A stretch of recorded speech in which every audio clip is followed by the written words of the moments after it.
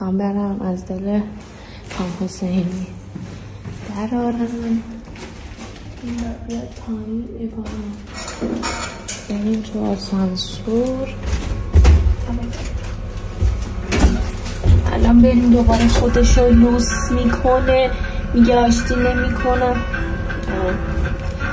بریم باشه صحبتی بکنیم.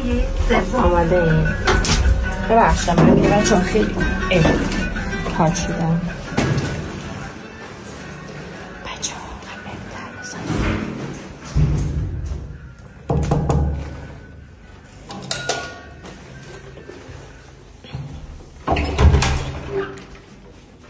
هلو منم دیشب بیا نشد یالا بغلت کنم. بیا اینو بگی بکنی. حالا بیا یه بغل بده.